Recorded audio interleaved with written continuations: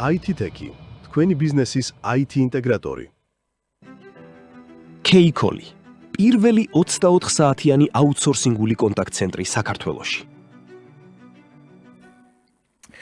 მოგესალმებით ძვირფასო რადიო მსმენელებო და მაყურებლებო. ეს ბიზნეს სპეისია, საქმიანი პოდკასტი, სადაც საუბრობთ ბიზნესზე ისე როგორც სინამდვილეშია. მე კი მისი ავტორი სერგო ოსოჯანიშვილი ვარ. მოკლედ ხუთშაბათია, როგორც ყოველთვის, ჩვენი ტრადიციულად დღევანდელი პოდკასტის წარმომადგენელი არის იურიდიული კომპანია DPT Consulting-ი. და როგორც ყოველთვის ძალიან საინტერესო თემებზე ვისაუბრებთ. ხშირად როდესაც ზოგადად ბიზნესებზე ვსაუბრობთ, გონია რომ ყველაფერი ინვესტიციებით, ტექნოლოგიებით, ეკონომიკით და ინფრასტრუქტურით იწყება. მაგრამ თუ დავფიქრდებით, ყველა წარმატებული ბიზნესი, ყველა წარმატებული პროფესიონალი თუ ლიდერი, ოდესღაც იყო ბავშვი. სწორედ ამიტომ დღეს ვსაუბრობ თემაზე, რომელიც ერთი შეხედვით ეხება მშობლებს, თუმცა რეალურად ეს ეხება გაცილებით მეც და ქვეყნის მომავალს განსაზღვრავს რა. თუ გვინდათ დღეს ძლიერი ეკონომიკა, კონკურენტუნარიანი სამუშაო გარემო და ზოგადად განვითარებული საზოგადოება, ალბათ ერთი ყველაზე მნიშვნელოვანი კითხვა ჩნდება, ხო? სად იწყება ეს ყველაფერი? იწყება უნივერსიტეტში, იწყება სკოლაში თუ კიდევ უფრო ადრე. ამიტომ დღეს ვისაუბრებთ სკოლამდელ განათლებაზე. და ჩვენი მოკლედ ამ თემას გაუძღვება ტრადიციულად ჯონი ჩონიაძე, რომელიც წარმოადგენს DPT Consulting-ს. ჯონი, მოგესალმები და მე მინდა რომ წარვადგინო ჩვენი სტუმრებიც. ჩვენთან არიან ნინო ხითარიშვილი და მარიამ გოგინაშვილი, ბოდიში, რომელიც წარმოადგენენ სივრცე განვითარებისთვის ჩვენთან ერთად და არიან დამფუძნებლები და აღმასრულებელი დირექტორები. მოკლედ, ჯონი, დღეს ესე თემას ვეხებით, რომელიც რეალურად არის, მოდი ესე ვიტყვით რა, ალბათ არის ფუნდამენტი, რომელზეც მერე შენდება ზოგადად ნებისმიერი ადამიანის ცხოვრება რა და ძალიან მნიშვნელოვანი თემა ავირჩიეთ და სიტყვას გადმოგცემ შენ. კიდევ ერთხელ გამარჯობა, მადლობა მეგობრებო სტუმრობისთვის, მივესალმები მაყურებელს და მსმენელს. ხო, ისეთი მნიშვნელოვანი საკითხია, რომელზეც ვინც მშობელია, ყველას უფიქრია და დიდი გასაჭირი, სად მივიყვანო ბავშვი, რომელი ბაღი ავარჩიო, როგორ ავარჩიო და ზოგადად ამ სფეროში რა რეალობა, რა გარემო გვაქვს დღეს საქართველოში. ყოველ შემთხვევაში, როცა ჩემი ბავშვი იყო ბაღის ასაკის, მე არ მქონდა ამაზე ინფორმაცია, დიდი ხნის წინ იყო, მაგრამ სავარაუდოდ ახლაც იგივე პრობლემა არის. და მთავარი შეკითხვა, რაც ჩვენს გადაცემასაც ჰქონდა სათაურად და ჩვენი მეგობრები, ძვირფასი ადამიანები რომ აღმოვაჩინე ძალიან გამიხარდა, რადგან ამ თემაზე ამომწურავ ინფორმაციას მოგვიყვნენ, მათ შორის ამჟამინდელი საქმიანობიდან, მაგრამ ამავე დროს არც თუ ისე შორეული გამოცდილებიდან გამომდინარე, რადგან თავად იყვნენ ჩართულები იმ გარემოს შექმნაში, სამართლებრივ გარემოს შექმნაში, რომელიც დღეს არსებობს და ამაზე მეტნაკლებად დაწვრილებით ვისაუბრებთ. ნინოსთან გადავალ პირველ შეკითხვით. ნინო, რა არის ხარისხიანი საბავშვო ბაღი? როგორ ავარჩიოთ? რა კრიტერიუმებს დაყრდნობით და ზოგადად ხარისხი ამ მიმართულებით ამ სფეროში რას ნიშნავს? დიდი მადლობა, მოგესალმებით, სერგო, ჯონი, მადლობა თქვენ პოდკასტში მოწვევისთვის და ამ თემით დაინტერესებისთვის.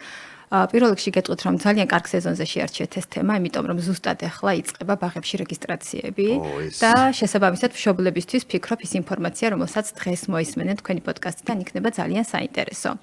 ძალიან სწორი აქცენტები დასვა სერგომ თავის შესავალ სიტყვაში, როდესაც საუბრობდა, რამდენად მნიშვნელოვანია და რომელი საფეხური უფრო მნიშვნელოვანია იმისთვის, რომ ქვეყნის ეკონომიკა იყოს წარმატებული და მე კითხვაზე პასუხი სწორედ ამ აქცენტებით მინდა დავიწყო, მინდა რამდენიმე პერსპექტივიდან შეგახედოთ და მოგიყვეთ, რა გავლენა აქვს ზოგადად სკოლამდელ განათლებას ქვეყნის ეკონომიკაზეც და პიროვნულად ადამიანის განვითარებაზეც. მე მგონი მნიშვნელოვანია ეს სიტყვათა თანწყობა, რომ სკოლამდელი განათლება ქვია ამას და არა სხვა სახელი ხო, იმიტომ რომ ესეც რაღაც საფუძველი არის რაღაც მნიშვნელოვანი პროექტის, რაც მერე უნდა შედგეს ჩვენი შვილებისგან. ნამდვილად ასია.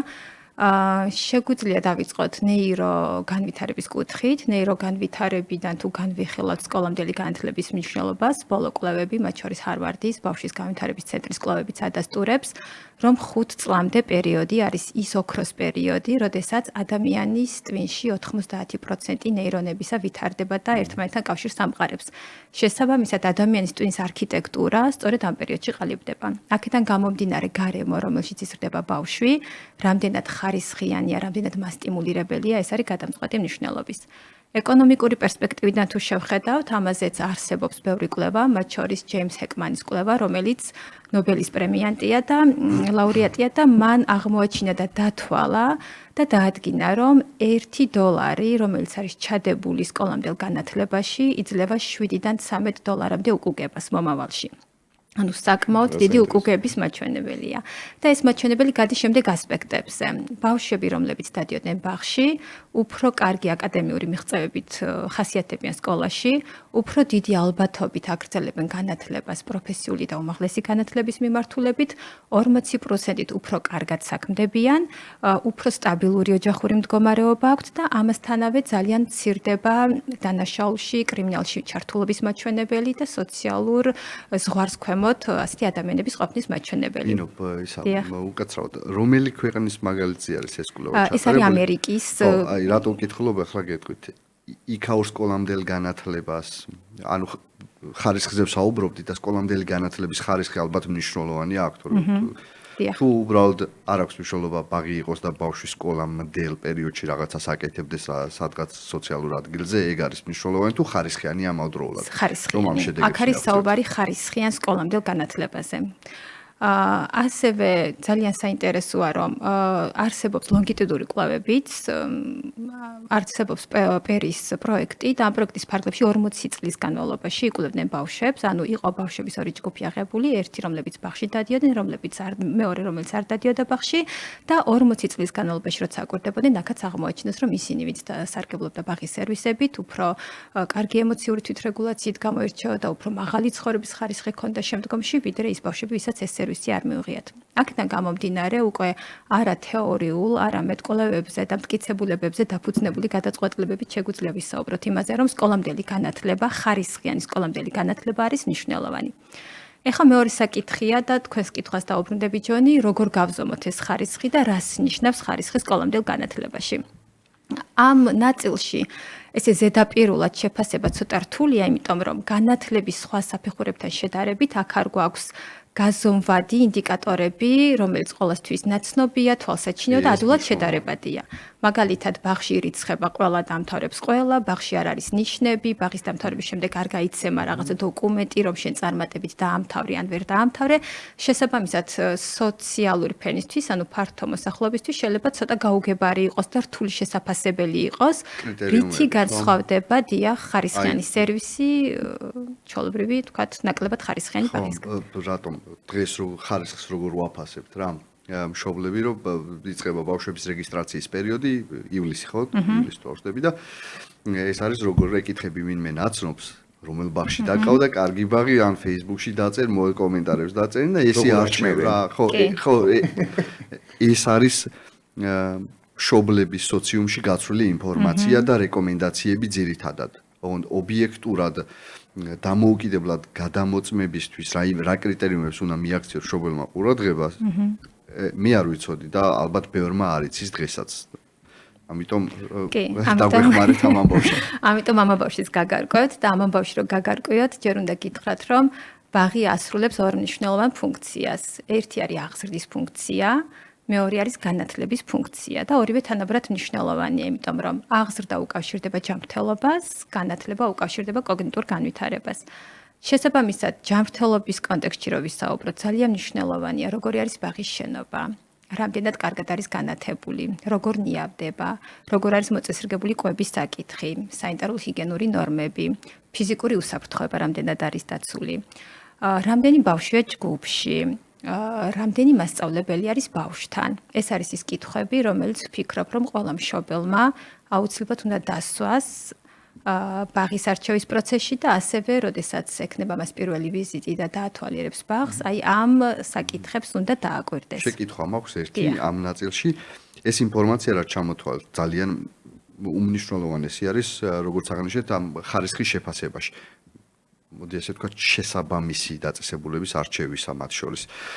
სადმე ეს ინფორმაცია ხელმისაწვდომია თუ აუცილებლად ფიზიკური ვიზიტი არის კონკრეტულ ბაღში საჭირო, რომ ეს ყველაფერი დაათვალიეროს, ან თან სწორედ უნდა შეაფასოს ამ დროს მშობელმაც, რა იცის ხა რამდენი მასწავლებელია საჭირო პირობითად. ხო, გამოცდილება ხომ არ გაქვთ ისეთი რომ ბაღებს ყავთ ვინმე გამოყოფილი ადამიანი რომელიც უნივერსიტეტებში ხოლმე ღია კარის დღეები და ექსკურსიას ატარებს ერთი ადამიანი რომელიც უხსნის სტუდენტს ყველაფერს რაღაც ესეთი პრაქტიკა ხო არ ქონია აქ აი ეს დავამატებდი რა კიდე რომ აი კერძო ბაღების შემთხვევაში ან რამდენად მოწმდება ეს პარამეტრები ხო ანუ იგივე ვენტილაციის ამბები ხო ანუ და ასე შემდეგ ანუ ეს შეიძლება იყოს უკვე არგუმენტი რომ ანუ მე აღარ გადავამოწმორა და ამას არეგულირებს სახელმწიფო კი ბატონო კი. ამ საკითხთან დაკავშირებით როგორ მოგესალმებით პირველ რიგში და მადლობა ჩვენი მასპინძლობისთვის. რაც შეეხება ხარისხის ესეთ ხელშესახებ გაზომვად ინდიკატორებს, რომლებიც აღზრდის მიმართულებით არის მნიშვნელოვანი. ნინომ აღნიშნა, რომ აღზრდა და განათლება ორი ფუნქცია არის და ეხლა მინდა დავაზუსტო, რომ მხოლოდ აღზრდის ნაწილზე ვსაუბრობთ, რომ განათლება არ დაგვრჩეს ყურადღების მიღმა და მერე გადავალთ განათლებაზე. საკითხები, რომლებიც არის ესეთი ხელშესახები და თვალსაჩინო, რომელიც შეგვიძლია რომ ჩვენ თვითონაც დავინახოთ, როდესაც საბავშვო ბაღში შევალთ, მაგრამ მართალია, სწორად აღნიშნეთ, რომ უნდა ვიცოდეთ, რას შევადარო, რა არის ის სტანდარტი, როგორიც უნდა იყოს. ამ მიმართულებით მუშაობა დაიწყო საქართველოში 2016 წლიდან და 2016 წელს მიიღო საქართველოს მთავრობამ პარლამენტმა კანონი ადრეული და სკოლამდელი განათლების შესახებ, რომელიც განსაზღვრავს ძირითად სტრუქტურას, რა უნდა იყოს საბავშვო ბაღის ხარისხი, როგორ უნდა იყოს მოწესრიგებული, რამდენი ბავშვი შეიძლება იყოს საბავშვო ბაღის ჯგუფში, რა საკობრივი კატეგორიები უნდა იყოს და ძირითად საკანონმდებლო დოკუმენტების შემუშავების ვალდებულებას აწესებს ეს კანონი. რა არის ახლა ეს ძირითადი მიმართულებები? პირველი ეს არის ინფრასტრუქტურა და ინფრასტრუქტურის მიმართულებით როგორ უნდა იყოს მატერიალური ბაზა მოწყობილი საბავშვო ბაღში, ეზო, შენობა, ოთახები და ასე შემდეგ. მეორე ეს არის სანიტარულ-ჰიგიენური ნორმების მარეგულირებელი დოკუმენტი, რომელიც ასევე დამტკიცებული არის საქართველოს მთავრობის აქტით და სავალდებულო არის საქართველოს ტერიტორიაზე ყველა საჯარო და კერძო საბავშვო ბაღისთვის შესასრულებლად.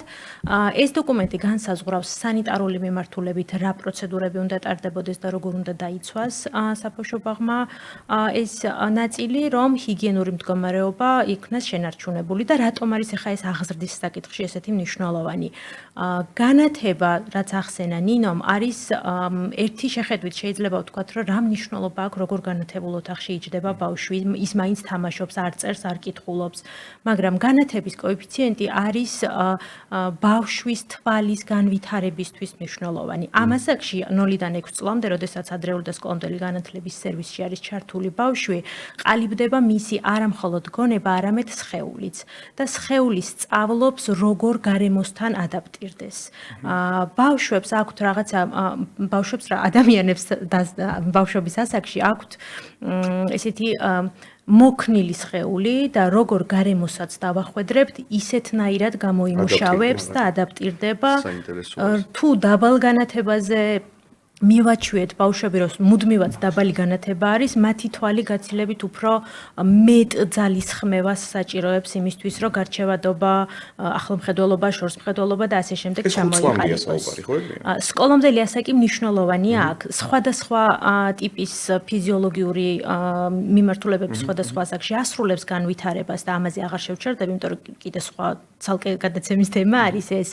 მაგრამ კიდევ ერთი საკითხი, რასაც ყურადღებას მივაქცევ სანიტარულ მდგომარეობასთან დაკავშირებით და მშობლების ტკივილი, რაც არის ხოლმე, განსაკუთრებით იმ მშობლების, რომლებსაც პირველი წელი, რომელი ბავშვებისთვისაც არის და ახლად რომ მიყავთ ბაღებში, ეს არის ვირუსული პერიოდები.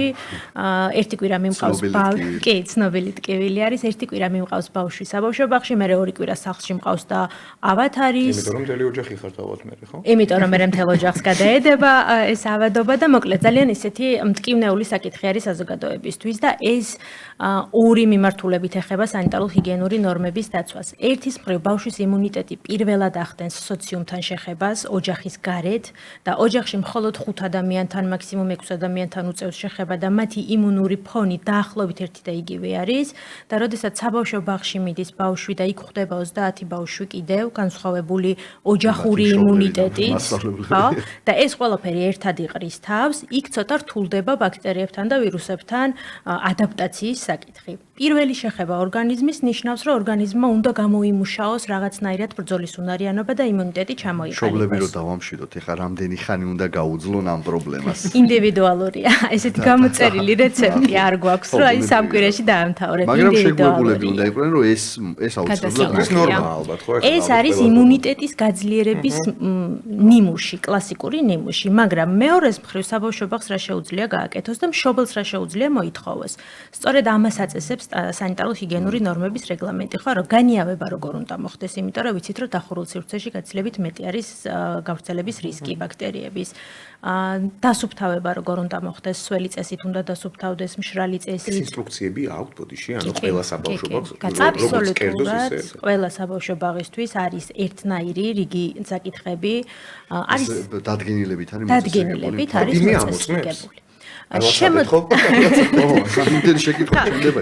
აი, ყველაფერს თანმიმდევრულად გეტყვი, ხო? ვინმე ამოწმებს თუ არა, მოდი შემოწმებას ბოლოში გადავიტან, იმიტომ რომ ყველაფრის შემოწმებაზე ერთიანად ვისაუბრებ. შემდეგი, რასაც განსაზღვრავს სტანდარტულად მთავრობის დადგენილება, ეს არის კვების რეგლამენტი. ჯანსაღი კვების უნარების ჩამოყალიბებისთვის ძალიან მნიშვნელოვანი არის ასევე ადრეული ასაკი, ხო? იმიტომ რომ ბავშვის ორგანიზმი ზუსტად ამასაკში კვების მიმართულებითაც იყალიბებს ჩვევას და ეს შემდგომში გავლენას ახდენს როგორი მეტაბოლური სისტემა იქნება ბავშვს, რამდენად ჯანმრთელი იქნება ბავშვი და ჯანსაღი კვება არ არის მხოლოდ ფიზიკური ჯანმრთელობა. საკვები არის საწვავი, რომელიც გარდაიქმნება ენერგიად, რომელიც მერე ბავშვს სჭირდება იმისთვის, რომ კოგნიტური განვითარებისთვის რაღაცა მოქმედებები გააკეთოს. შეკითხვა მიჩნდება ეხლა თან მეში. აბა.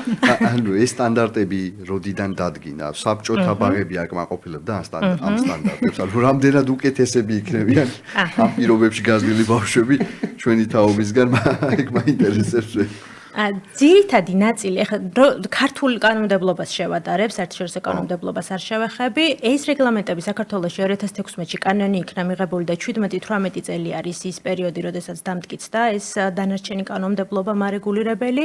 ძირითადი ნაწილი სიმართლე რო ვთქვათ, უმეტესად თანხმედრაში არის საბჭოთა კანონმდებლობასთან და ის კანონმდებლობა, რომელიც იყო მანამდელ პერიოდში, არის გადამუშავებული და დახვეწილი. თუმცა 2018 წლის შემდეგ გავიდა ძალიან დიდი პერიოდი დღემდე და თუნდაც ნუტრიციოლოგიაში თითქმის ამოყირავდა ბოლო წლის მონაცემებით ამოყირავდა მთლიანად ნუტრიციის სისტემა და საფუძვლები რაც არის და თავდაყირა დააყენეს ჩვენი ჯანსაღი კვების პირამიდა და ეს არის ახლა ახალი რეკომენდაციები. ამიტომ ბუნებრივია გადახედვა საჭიროებს.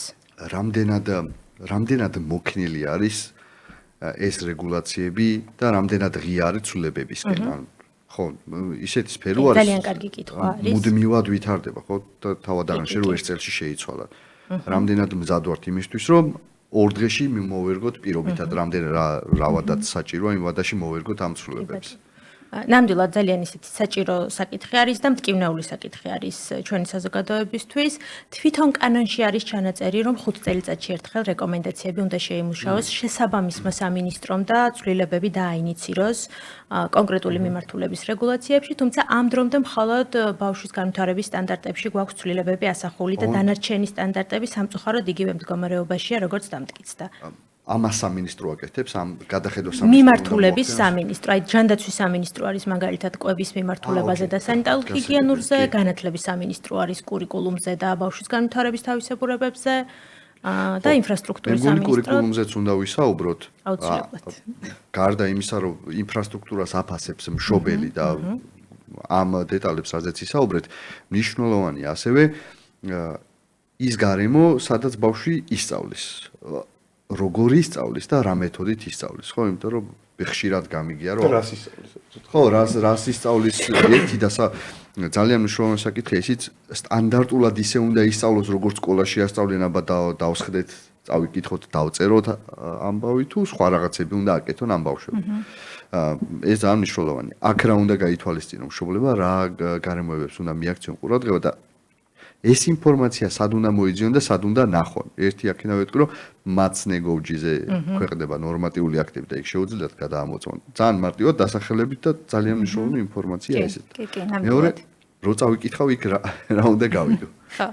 ეს ცოტა რთული საკითხია გაგების ნაწილი, იმიტომ რომ გარკვეულწილად მოითხოვს მაინც ცოტათი იურიდიულ ცოდნებს, ცოტათი სპეციფიურ დარგობრივ ცოდნებს, მაგრამ რომ დაუბრუნდეთ ხა კურიკულუმის საკითხს, მე დაუბრუნდები განათლების ხარისხის შეფასებას, ანუ აღზრდაზე ვისაუბრეთ მეტნაკლებად, ეხლა განათლებას შევეხოთ.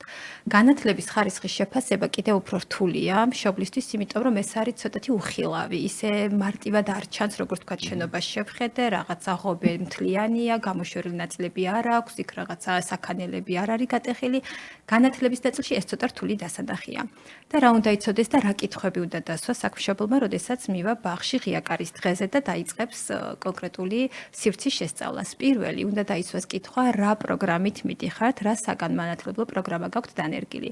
ყველა ბაღი ვალდებულია რომ ჰქონდეს კონკრეტული საგანმანათლებლო პროგრამა, კურიკულუმს ვეძახით უფრო ასე ვთქვათ ფორმალურ ენაზე ამ დოკუმენტს და კარგი ამბავი ის არის რომ საქართველოში არსებობს ეროვნული კურიკულუმი, რომელიც არის დაწერილი და მზა, ამ კურიკულუმს ქვია თამაში და ეს თამაში შეუძლია აიღოს და გამოიყენოს ყველა ბაღმა, როგორც კერძო, ისევე საჯარომ და შესაბამისად ეს კომპონენტი ექნება მოწესრიგებული და გათვალისწინებული.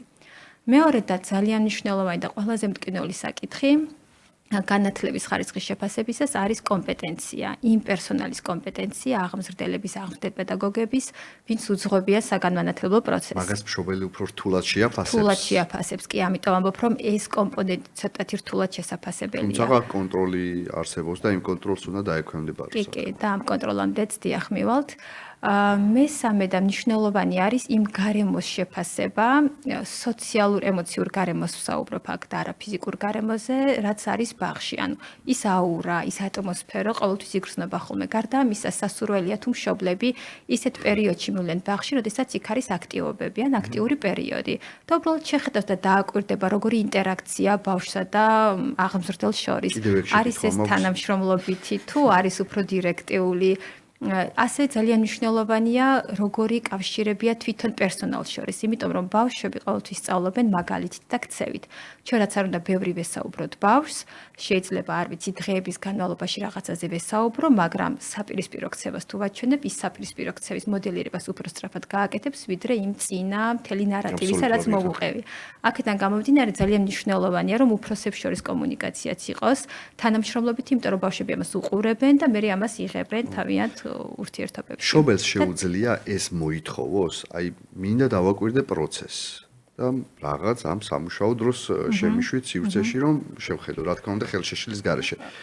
ეს უფლება არის თუ კეთილნებაზეა დამოკიდებული. კერძო ბაღებში მესმის ინტერესი აქვს და გამოყვება ვიღაცა და დაგათვალიერებინებს სილამაზეებს გაჩვენებს, მაგრამ საჯარო ბაღში როგორი ამ სიტუაცია არის? ხო, იქ მომხმარებელი ხარ და აქ და კიდევ ერთი შეკითხვა მქონდა მე მგონი მნიშვნელოვანი. რაიმე კონკურენცია ბაღებს შორის არის თუ არა და ეს სკოლა მაგალითად შეიძლება გაზამოს, რომ ჩემი სკოლა დამთავრებულების 80% ჩაირიცხა უმაღლეს სასწავლებელში და კარგი სკოლაა და იქ როგორ ფასდება ეს? იმიტომ რომ კონკურენცია ბევრ რაღაცას აუმჯობესებს. კი ბატონო. რაც შეეხება დასწრების პროცესს, ყველა ბაღს ევალდებულება, რომ მქონდეს ტრანზიციის მექანიზმი. ტრანზიცია გულისხმობს, რომ ბავშვი, როდესაც მიდის ბაღში, როგორ მოხდება შეგუება და ჩართულობა, ამისი სპეციალური ღონისძიებები უნდა გაატაროს ბაღმა.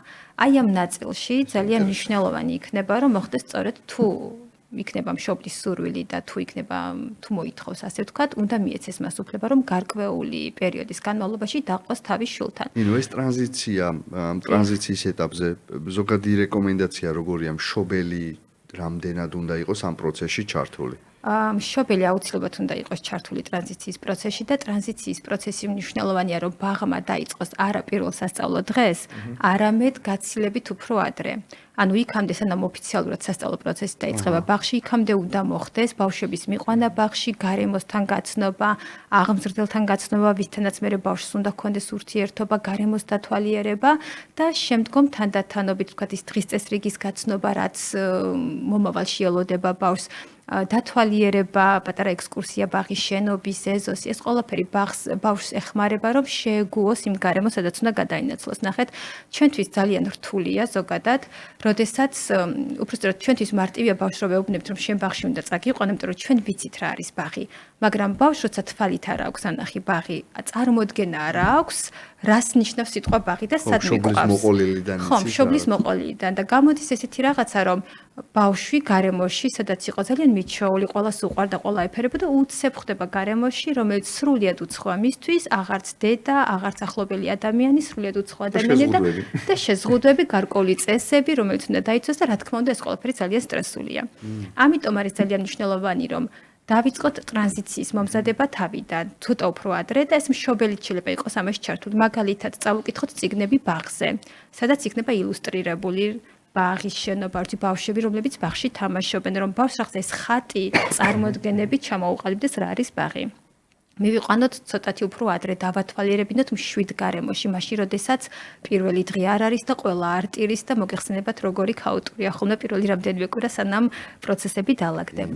სხვათაშორის ჩვენთან ნაკლებად, მაგრამ საერთაშორისო გამოცდილების მაგალითით შემიძლია მოგიყვანოთ ძალიან კარგი ტრანზიციის მექანიზმები არის, როდესაც ხდება ბავშვის თანდათანობით შეჩვევა და იქ მშობელი სულ ჩართულია პროცესში. ხო, მე მქონდა პრაქტიკაში, ჩემი მეგობრის შვილი მიიყვანეს ბაღში და ზუსტად მაგ მეთოდიკით მოხდა ბავშვის ადაპტირება გარემოსთან, რაღაც პერიოდის განმავლობაში ჯერ 1 საათით მიყავდათ ბავშვი, მე 2 საათით მიყავდათ, მე 3 საათით და მშობელთან ერთად ხდებოდა ეს ყველაფერი და ძალიან კარგად გაიარა, ხო? კი, კი.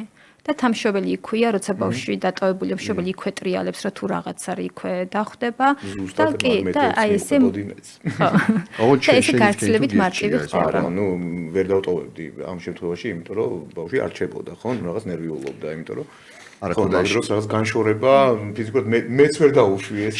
ანუ შენ მიჩნიე რომ ესე იყოს სწორი. არა, ბაღმა მირჩია, აუცილებთან, ანუ კი არ მირჩია.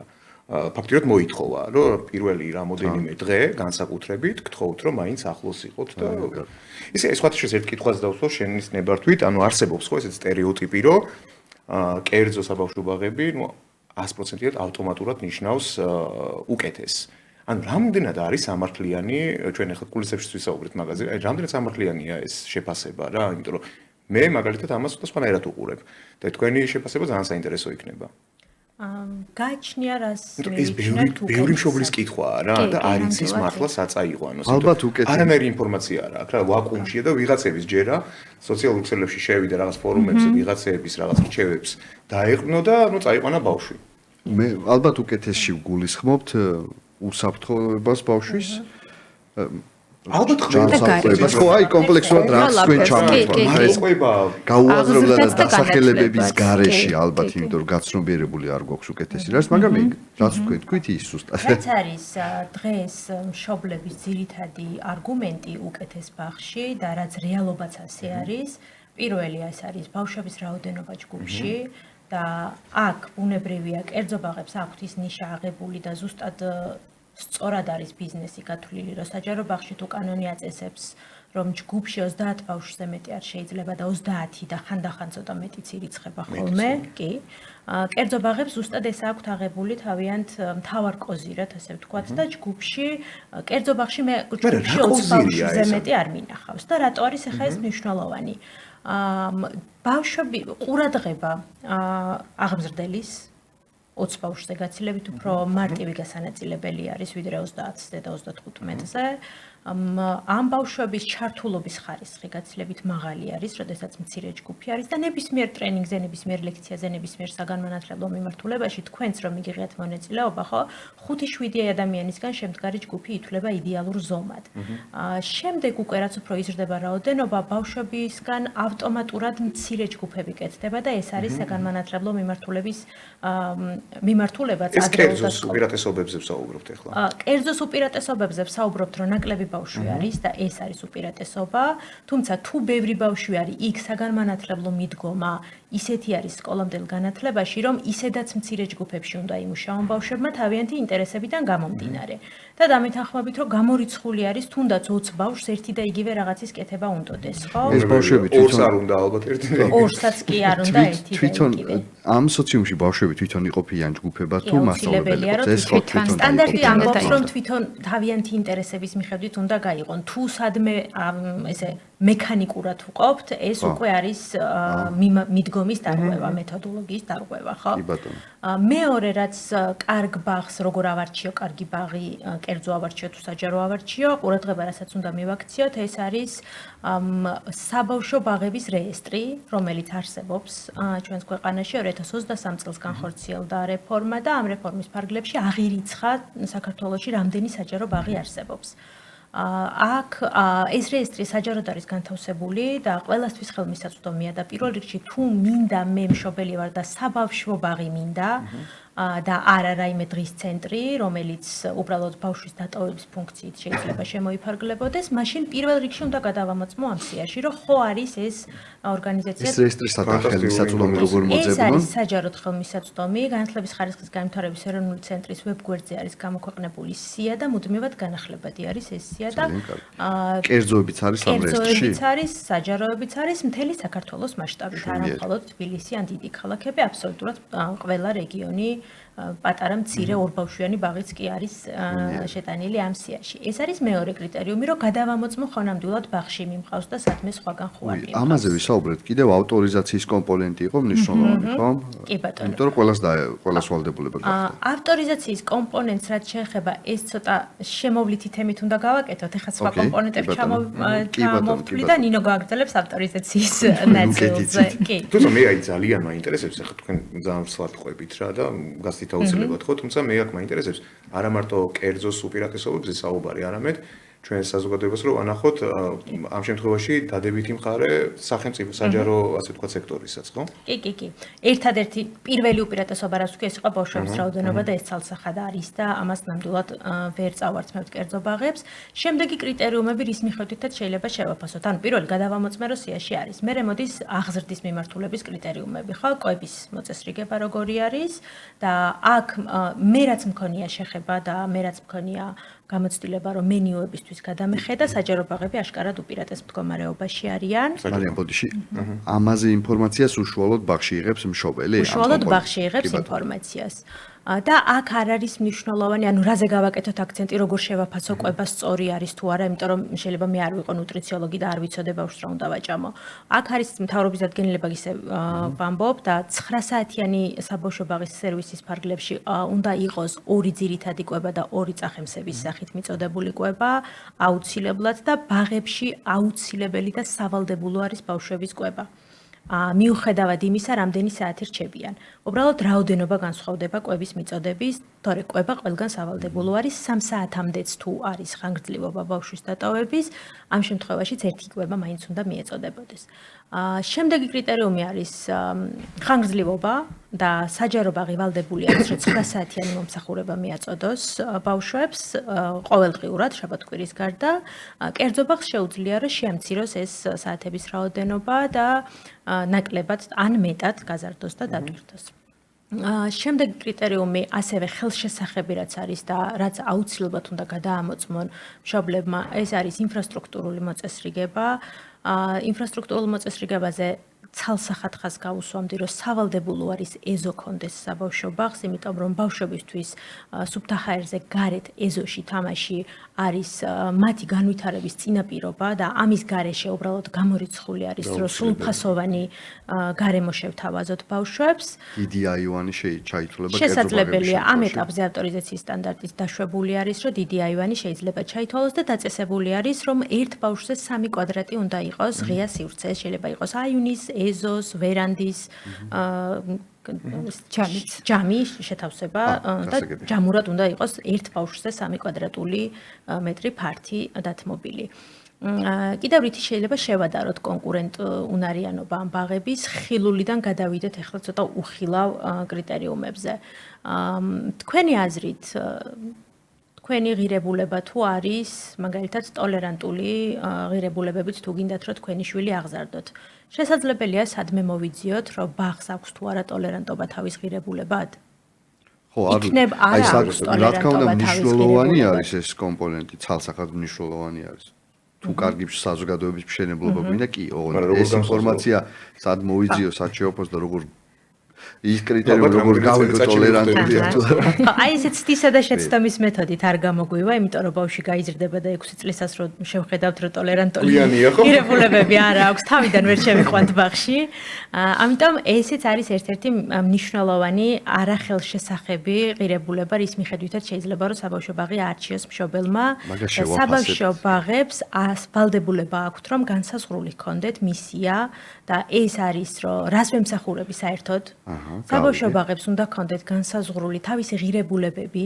შეკითხვა მაქვს ახლა. ყველას ინდივიდუალურად რა. ყველას ამ მისიას და ინდივიდუალურად. ღირებულებების დოკუმენტირებას ახდენენ, სავალდებულო იქნება, სავარაუდო. სავალდებულო არის და საჯაროდ ხელმისაწვდომი უნდა იყოს. უნდა იყოს. გადავიდა იურიდიულ თემაში. თვალიანად იურიდიული მოწესრიგება და ვალდებულებები აქვს, მაგრამ მე გულისხმობ ხელმისაწვდომობას. მასე მონაცემთა დაცვის მიმართულებითაც არის ვალდებულება, რომ შემატყოვინო ჩემი შესახებ მონაცემების დამუშავების თაობაზე, მაგრამ ისეთ ადგილზეა შეტენილი ეს დოკუმენტი, რომ სულ რო გინოდეს ვერ იპოვი. და რო დაგჭირდება მე და სადაოდ გახდი, გამოაძვრენ სადღაც ფოლდერის ფაილის ტექსტშია და რამე როგორც ხდები ერთიანი პორტალი, სადაც შეიძლება შევიდე ელექტრონულად და ეს ინფორმაცია მიიღო, არ არსებობს და ესე ინდივიდუალურად მიწევს. სამი ბაღი თუ მომეწონა, სამს ვიკლებ ინდივიდუალურად. მათ ძირითადად სოციალურ ქსელებში ათავსებენ ხოლმე ამ ინფორმაციას, რადგან ვებგვერდები არ არის ბაღებში და არ არის სავალდებულო მოთხოვნა, ამიტომ უმეტესობას არ აქვს. ისე ვიქით მივიდივართ რა კონკურენციის ამბავზე. თუ მინდა რომ კონკურენტუნარიანი, თუ კონკურენცია მოხდა კარგი ვიყო, უფრო უნდა ჩანდე კიდევაც, ხო? და ინფორმაციას გაძლევდე რაღაც რეპუტაციულად ძლიერი ვიყო ამ მიმართულებით. მე შეიძლება ერთი კითხვა დავუსვა ვებსაიტ დღეს ვსაუბრობთ რეალურად ან თქვენი ექსპერტიზა ფანტასტიკური რა ვიცი აი მეც მივიღე ძალიან ბევრი ინფორმაცია იმიტომ რომ მცირეწლოვანი მყავს მეც და ბაღში დადის რა და ეხლა რომ გამოიყვანო ბაღი პირიქით სხვადასხვა საჯარო მადლობას გადაუხდი ამ საჯარო ნომერ 4 ასე ვთქვათ საჯარო ბაღს რა იმიტომ რომ ყველანაირი სტერეოტიპი და ეხლა ამ რეგისტრაციაზე მეოთხე ბაღში იქნება რიგები. ხო არ ვიცი მაგრამ მე მართლა გულახდივად ვამბობ ამას ყველანაირი სტერეოტიპი დაიმსხვრა ასე ვთქვათ რა და თქვენ ცენტრზე მინდა რომ კითხოთ რა და ორიოდი სიტყვით რომ გავაცნოთ ჩვენს აუდიტორიას თქვენი ცენტრის შესახებ რო გითხრათ და თამითმეტი ზაფხული მოდის ხო ანუ აი რამდენად შეიძლება ასე ვთქვათ რაღაც აქტივობების დაგეგმვა თქვენთან თქვენ ცენტრში და ნუ მეტი ინფორმაცია გავაშკაროთ. სანამ ამ საკითხზე გადახვალთ რა საკეთებთ მე მინდა ორი სიტყვით ვთქვათ რა საკეთებდით მანამდე და რატომ უნდა გენდოთ ხალხი? საერთოდ რატომ ხართ აქ? რატომ თქვენ? მაგასაც მოვყვებით, ძალიან გვიყვარს და გვიამაყება ჩვენი წარსული ისტორია, ამიტომ სიამოვნებით გაგიზიარებთ. მარიამ ახსენა რომ 2016 წელს მიღებული იქნა კანონი და 17-18 წელში ძირითადი რეგულაციები. მაგრამ რეალურად როგორც ხდება ხოლმე ამ რეგულაციების აღსრულება რომ მოხდეს, უნდა იყოს ვინმე მაკონტროლებელი, ვინც გადაამოწმებს სრულდება თუ არა რეგულაცია და თუ არ სრულდება, მაშინ რაღაცა ამას მოყვება, რაღაც ქმედება. სხვა შემთხვევაში ვრჩებით ადამიანის კეთილსინდისიერების იმედად და ნუ სამწუხაროდ სტატისტიკურად უფრო ნაკლები რაოდენობით ყავს ესეთი ბიზნეს ოპერატორები ჩვენს ქვეყანაში და არა მარტო ჩვენს ქვეყანაში. ამიტომ 2022 წელს დაიწყო რეფორმა, რომელიც უკავშირდებოდა ავტორიზაციის განხორციელებას და ავტორიზაცია სწორედ იმას ნიშნავს, რომ იმ კრიტერიუმებით, რაზეც აქამდე ვისაუბრეთ და ჩამოვთვალეთ, ყველა ამ კრიტერიუმის მიხედვით უნდა შემოწმდეს ყველა ბაღი საქართველოში, რომელიც არის იმ რეესტრში მოცემული, რომელიც აღირიცხა 2022-23 წლებში. ვინ ამოწმებს? ხარისხის ცენტრი, განათლების ხარისხის განვითარების ეროვნული ცენტრი, მათ ყავთ ექსპერტები, 4 მიმართულებით არიან შერჩეული ეს ექსპერტები. ერთი ექსპერტი არის კვების, რომელიც კვების ხაზს ამოწმებს, მეორე არის სანიტარია ჰიგიენის, რომელიც სანიტარია ჰიგიენის ხაზს ამოწმებს, მესამე არის კურიკულუმის ექსპერტი, რომელიც საგანმანათლებლო კომპონენტს ამოწმებს და მეოთხე არის ხარისხის ექსპერტი, რომელიც ამოწმებს აი ამ მისია ხედვა ღირებულებებს, ინსტიტუციურად რამდენად მდგრადია ბაღი, აი ამის შესწავლას ახორციელებს. შეკითხვა მაქვს. 22-ში შევიდა ეს ცვლილება, ხო? მანამდე ბაღები იქნებოდა, სავალდებულო გახდა, რომ ავტორიზაცია გაიარონ. სავალდებულო რომ ავტორიზაცია. დღეს თუ მომინდება ბაღის გახსნა, შე რო ქონდა იდეა ბაღი გახსნა. ავტორიზაციის კონსულტაციაზე ჩვენთან. ავტორიზაციის გარეშე ვერ უნდა გავხსნა, ხომ წესით? ვერა. მაგრამ თუ გავხსენი, აქ გადამოწევის ერთადერთი მექანიზმი მშობელი რომ მიხვდეს კარგი ბაღი მაქვს თუ არა არის ის რეესტრში გადამოწევა. კი, ბატონო, კი, ეს არის და სწორედ ამითაც განსხვავდება ხა ცოტა ბიზნესის კუთხითაც თუ გვინდა რომ შევეხოთ რადგან საქმიანი და ბიზნეს პოდკასტია, ამასაც ვიტყვი რომ აი ბაღის დაფუძნება მაგით განსხვავდება სხვა ნებისმიერი ბიზნესის წამოწყების გარდა, სხვაგან თუ შეგიძლია იურიდიული ორგანიზაცია უბრალოდ დააფუძნო რეესტრში და მეორე დღეს დაიწყო საქმიანობა, აქ ესეთი რაღაც არ შეგიძლია, იმიტომ რომ რო დააფუძნებ ორგანიზაციას, მერე უნდა გაიაროს ავტორიზაციის მოპოვების პროცედურა, ამისთვის შესაბამისად უნდა მოემზადო, ამისთვის შესაბამისი დრო და თანხები უნდა გამოყო და მხოლოდ გარკვეული შემოწმების შემდეგ მიიღებ ამ უფლებას. მივედით და პლუსებზე და მინუსებზე ვსაუბრობთ კერძო და საჯარო ბაღების. რესურსი და საშუალება რომელიც უფრო მეტი აქვს, რომ ეს მოთხოვნები დააკმაყოფილოს საჯაროს თუ კერძოს. რაც უფრო ბევრი ფული მაქვს, რა თქმა უნდა, დააკმაყოფილება ამის უფრო მარტივად შემიძლია, მაგრამ აქეთ სახელმწიფო არის, რომელიც ვალდებულია მის მიერ მიღებული კანონმდებლობა დანერგოს და იმპლემენტაცია მოახდინოს და იქით კერძო ბაღია, რომელიც ყველა ვიცით რა მდგომარეობა იყო, ყველა ორსართულიან სახლში საბავშვო ბაღი იყო გახსნილი. და სხვათა შორის აი ამ რეფორმამ ისიც დააფორსირა, რომ რიგი ბაღებისა თვითონ გავიდნენ სისტემიდან. ანუ მას შემდეგ ვერ ასრულებდნენ. ანუ რომ გაეცნენ ამ მოთხოვნებს და მიხვდნენ, რომ ამას ვერ დააკმაყოფილებდნენ, თვითონვე დატოვეს სივრცე. მაგრამ იქნებოდნენ ვიღაცებიც, ვინც გარისკეს და დარჩნენ. კი, რა თქმა უნდა, კი. თვითონ რეფორმა ძალიან ასე ვთქვათ დადებითი მიდგომებით გამოირჩეოდა იმ კუთხით, რომ მისცა დრო და საშუალება ყველა მსურველს, რომ მორგებოდა მოთხოვნებს. ძალიან ცოტა დრო გრჩება და გითხარით თქვენ რა მომსახურებას თავაზობთ. მე ვიცი რომ ამ საკანონმდებლო ცვლილებებში ჩართული იყავით ორივე მიმართულების ხელმძღვანელები. კი ბატონო. ანუ ძალიან მაღალი ექსპერტიზა. ხო, და ჩვენ გადაცემას სხვათა შორის აღმოჩნდა, არც ერთი ისეთი სტუმარი არ მოდის, ვინც თავის სფეროში საუკეთესო არ არის და ასე რომ დროის სამადობით. ნამდვილად.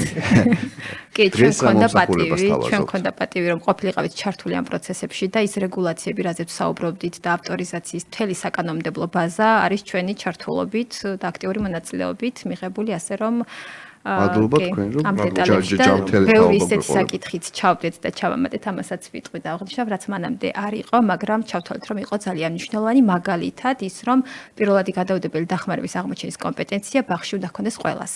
არა მარტო ერთთანს, არამედ ყველა ადამიანს, ვისაც ბავშვებთან აქვს შეხება. ხო. ჩვენს ორგანიზაციაზე გადავიდეთ.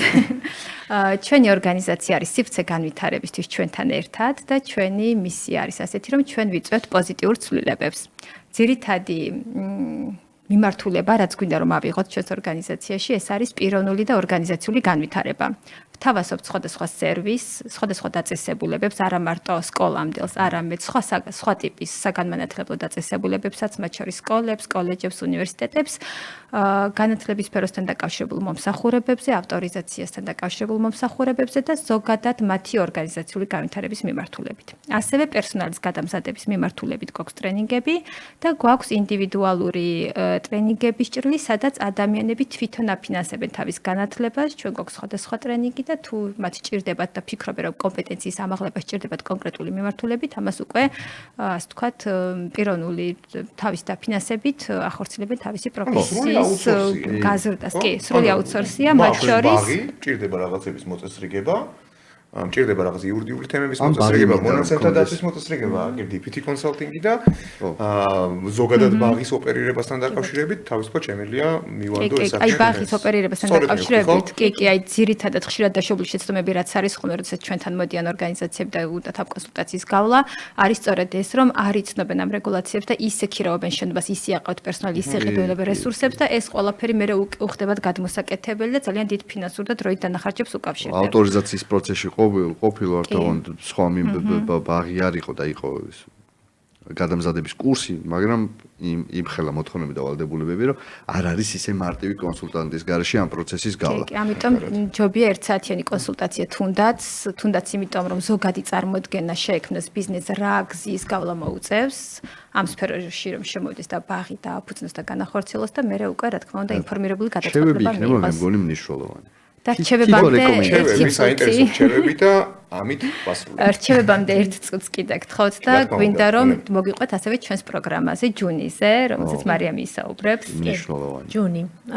ჯუნი ესეთი ცოტა ცნობილი არის ჩვენს ახლო საზოგადოებაში და ფართო საზოგადოება არ იცნობს ჯუნის. ჯუნი ეს არის ჯადოსნური უნარების ნაკრები და რა იყო მთავარი რის გამოც დავიწყეთ ჩვენ ეს მიგვიღებთ მაგ ჯადოსნური კურსზე. უნარების ნაკრები. თქვენი აზრით რა არის ჯადოსნური უნარები? რა შეიძლება იყოს? უნარები ალბათ არის ყველა უნარები. კრიტიკული აზროვნება. მათ შორის კი. მათ ჩემი შორის აზრით. კრიტიკული აზროვნებაც. ჯუნის დაწყება და ჯუნის პროგრამის შემუშავება გამოიწვია ზუსტად იმ დეფიციტმა და დანაკლისმა, რომელიც ჰქონდათ მშობლებს და რომელიც ჰქონდათ ახალგაზრდებს და ბავშვებს, რომლებიც სკოლას ამთავრებენ, ან საბავშვო ბაღს ამთავრებენ და ბაღის საგანმანათლებლო მიმართულების ძირითადი დანიშნულება ზუსტად ეს არის, რომ ვისწავლო ნივთების გაზიარება, ვისწავლო დამოუკიდებელი ქცევა, ვისწავლო საკუთარი აზრის გამოხატვა, ვისწავლო არჩევანის გაკეთება, ვისწავლო ემოციების მართვა და რეგულირება და ასე შემდეგ. მათ შორის კრიტიკული აზროვნება, ანალიტიკური აზროვნება და ასე შემდეგ. და რომ დავინახეთ, რომ ეს დეფიციტი არის და ძალიან ბევრ მშობელს და ძალიან ბევრ ბავშვს უჭირს ამ უნარების გამოვლენა და მშობლებს დანაკლისის შეგრძნება აქვთ, ზუსტად ამიტომ დავიწყეთ ახალი ინოვაციური პროგრამის შემუშავება, რომელიც აბსოლუტურად ქართულ რეალობაზე არის მორგებული და საერთაშორისო გამოცდილება არის გათვალისწინებული და სწორედ ამას დავარქვით ჯადოსნური უნარების ნაკრები. ჯადოსნური უნარების ნაკრების კურსზე 5 წლიდან 17 წლამდე ჩვენთვის მოზარდებს დაგვიანებულია, როგორც ჩვენთვის სპეცჯგუფს გავაკეთებთ. სპეცჯგუფს გავაკეთებთ, იმიტომ რომ ეს პროგრამა რო დავაანონსეთ, ყველა ჩვენი ასაკის და ჩვენი თაობის მეგობრების სურვილი იყო, რომ ეს გვაკალდა. ჩვენც გვინდა. აი ხა მშობლები გისმენენ და როგორ დავარეგისტრირებთ? ჩვენს გვერდზე ჩვენთან ერთად ქართულად ინგლისურად არ აქვს მნიშვნელობა, ყველა სოციალურ ქსელში ჩვენს შეგიძლიათ გადავაზიარებთ, მოგძებნოთ და მოგნიშნავთ აუცილებლად მოგწერეთ და დარეგისტრირდეთ, იმიტომ რომ საზაფხულო ჯგუფი უკვე შევსებული არის და სექტემბრიდან დავიწყებთ. ხანგრძლივობა ახალ რამხელა ჯგუფს. ეს არის კვირაში 1 დღე იქნება, შაბათს ან კვირას მშობლის არჩევანიდან გამომდინარე და არის მთელ წელზე გათვლილი ესეთი კომპლექსური კურსი არის, თუმცა სამთვიანი ინტერვალებით შეუძლიათ რომ აიღონ და მოსინჯონ, როცა საინტერესო და მნიშვნელოვანი და ოღონდ კარგი ძალიან სერვისია. მნიშვნელოვანია, რომ ადამიანში ზოგადად ბავშვი აი აღმოაჩინო ის ნიჭი, მართლა არის ნიჭიც აქვს და მე კიდე მგონია რომ თავარია ბავშვი ადამიანი აღმოაჩინო და თანაბრად მოექცე და მშობელს რაც ევალება მისცეს შესაძლებლობები და ერთ-ერთი ძალიან კარგი შესაძლებლობა იყო ეხლა რაზეც თქვენი საუბრეთ. მე ვამბობ ხოლმე ბავშვიც ადამიანია. ბავშვი არის ადამიანი, ჩვენც ადამიანი. მეგობრებო, უდიდესი მადლობა აი ესეთი მაღალი ექსპერტიზისთვის, ძალიან სასარგებლო რჩევებისთვის, რომელიც აბსოლუტურად, რა ვიცი, მე ახლა მე ვფიქრობ, რომ დღეს ყველა მშობლის ყურადღება მიიპყროთ ხევანდელმა ჩვენმა თემამ რა და განსაკუთრებული მადლობა ამ შემთხვევაში DPT Consulting-ს და ჯონი ჯონიაძეს. ჩვენთან ერთად იყვნენ მარიამ გოგინაშვილი და ნინო ხითარიშვილი. ძალიან დიდი მადლობა მეგობრებო. აუცილებლად მე ვერ ამოვწურე აშკარად. ხო, იმიტომ რომ რეკომენდაციების გარეშე დავჭირდა და დაგველოდეთ შეგვიძლია შემდეგ. აუცილებლად ხო რაღაცა აი კონცენტრირებულად გავაკეთებთ კონკრეტულ თემაზე და აუცილებლად ეხლავე გიწევთ უკვე მომდევნო პოდკასტში და სიამოვნებით. ძალიან დიდი მადლობა მაყურებლებო, მსმენელებო, ჩვენ უკვე შევხვდებით მომდევნო კვირას სამშაბათს. გისურვებთ კარგ უქმეებს, დადებით პოზიტიურ უქმეებს. მადლობა რომ გვიყურებთ. მეც უსურვებ საინტერესო